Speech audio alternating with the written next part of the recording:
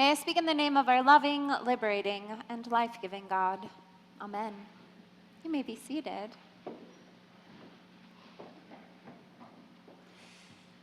During spring break in my second year of college, I took part in a trip through Duke Chapel with Heifer International to a tiny village in Honduras, Ojo de Agua, in a remote part of the country. Throughout the year, our group met once a week, getting to know one another, praying together, and reflecting on a dense reading list covering everything from the history of Central America to liberation theology. Heifer International had been organizing near Ojo de Agua for many years. Their model involved inviting individuals and communities to reflect together on their needs and then apply for funding to bring projects to light.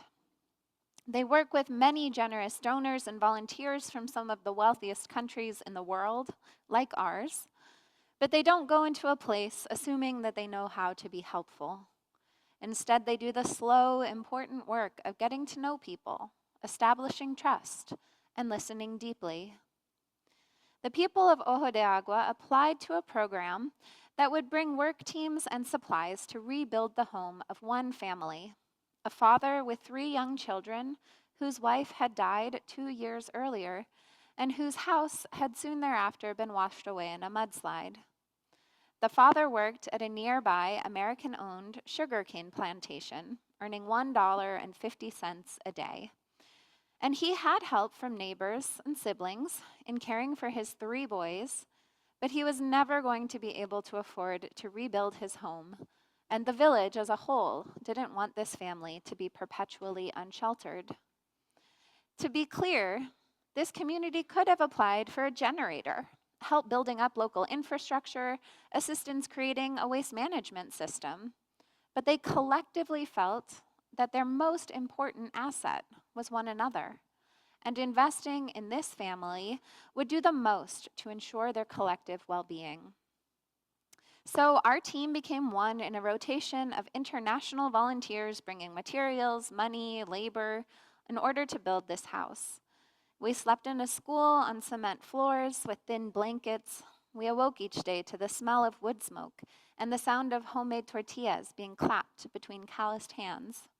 We showered in a makeshift box under the sky with cold water and started each day together with morning prayer. And then we dug, mixed cement, wove rebar, set bricks, carried stuff, and generally did whatever the local project manager told us to do for about 10 hours a day. At the end of which, we'd be fed by the local women, maybe given a tour of a nearby village, maybe invited to sit near a fire as the sun went down and sing, maybe treated to stories told by the elders. There was no electricity, no real privacy. Life was so intimate, and lives so intimately interconnected. I was old enough at that point to know some things about history and current affairs, but I had never encountered real poverty, and with it, such unexpected, radical hospitality and generosity of spirit. Up until then, the poor of the world were them, and they were largely invisible to me. And forever after, some had names and faces, hopes and dreams, scars and stories.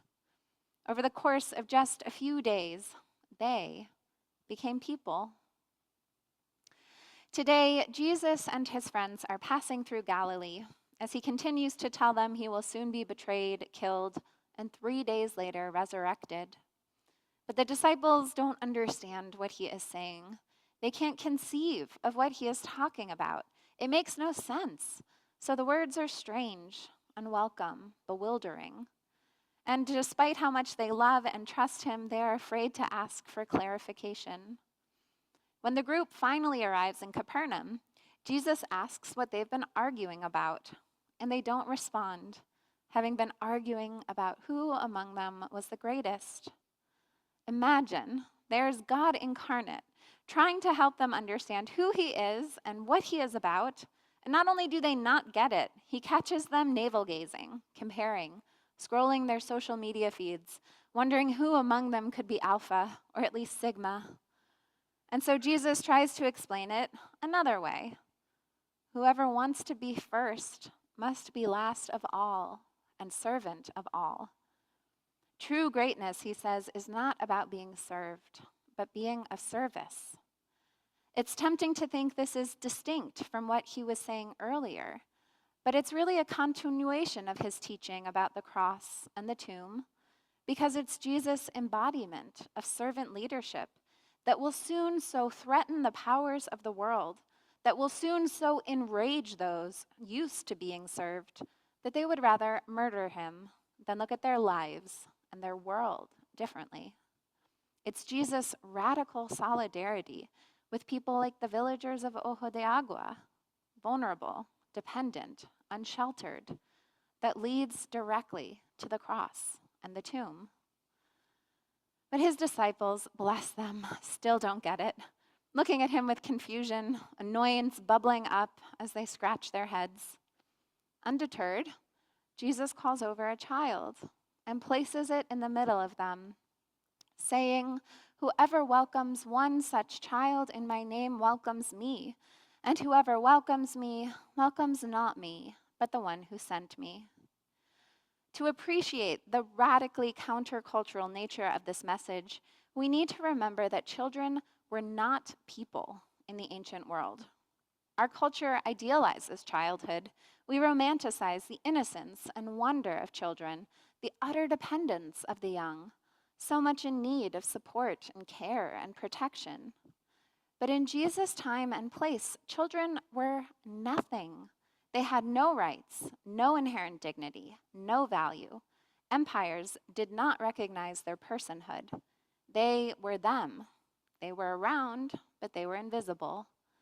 The very idea that children would have any standing, any value, anything to teach adults, particularly male adults, would have been absurd, offensive even. And yet here's Jesus saying that if his disciples want to be truly great, eternally great, they must welcome, embrace, tend, care, serve those among them who cannot confer power upon them, who will actually impinge upon their independence, who will offer nothing in return. People with great need, people previously hidden from view. There are a lot of invisible people in our world today. People we might be peripherally aware of, but rarely see. People our culture and society works hard to hide. Think of those suffering from mental illnesses who've been locked away in state-run asylums. Think of the almost 2 million human beings hidden in prisons across the country. Think of those with developmental delays and ability differences, often hidden from the public in special schools and homes. Think of the gardeners and waiters and Uber drivers and trash collectors sleeping in their cars on the streets of our communities. Think of the children in foster care, in juvenile justice centers. Think of the children mining for materials in our iPhones in Central Africa.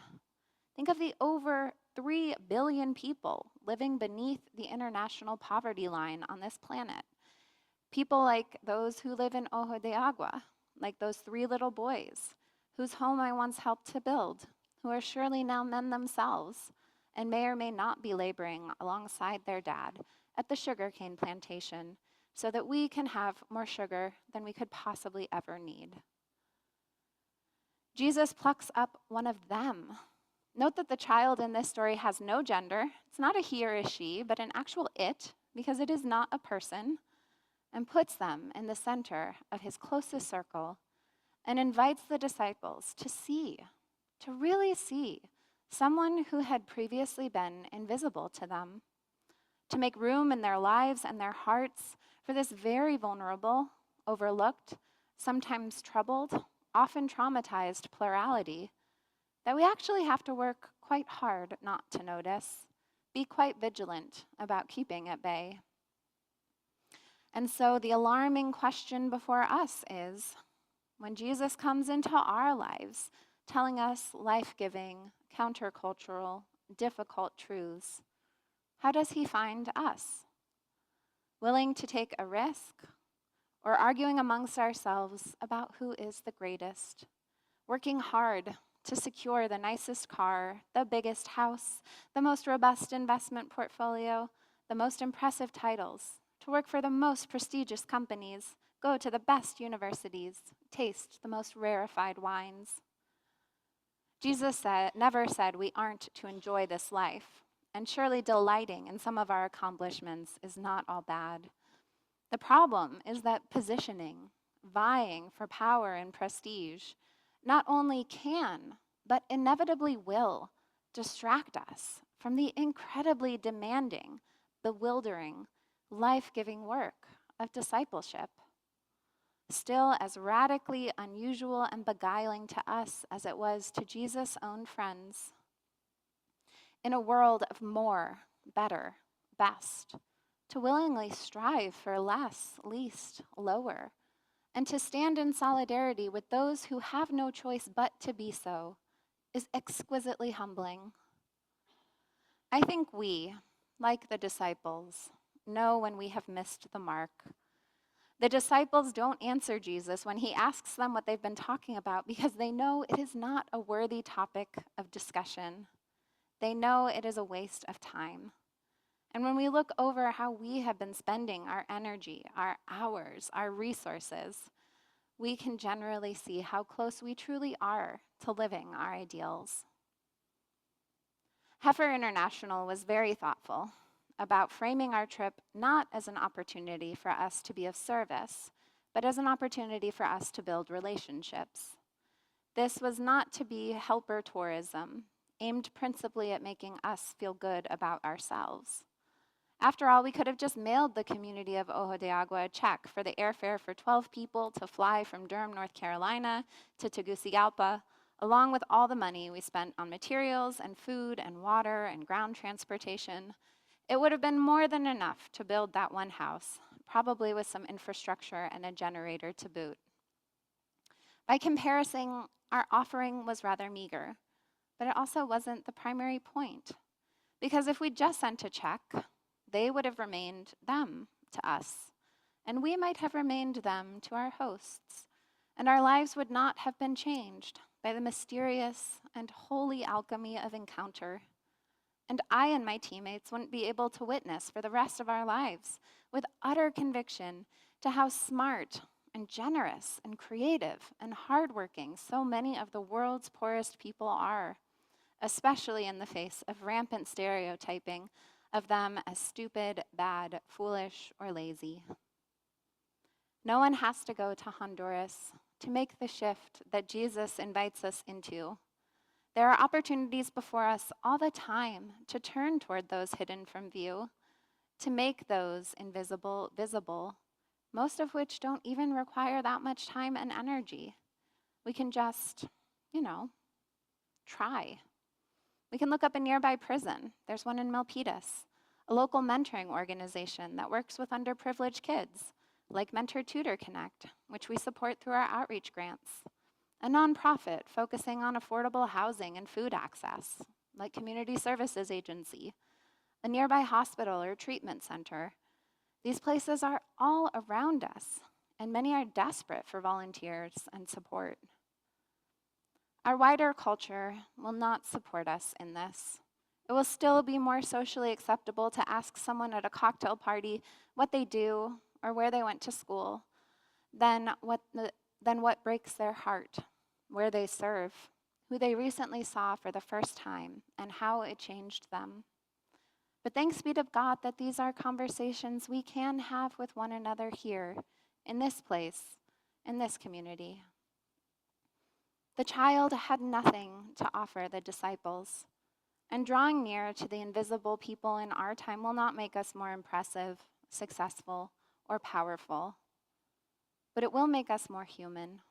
It will make us more fully present to our lives and our world and our God. For whoever wants to be first must be last of all and servant of all. Amen.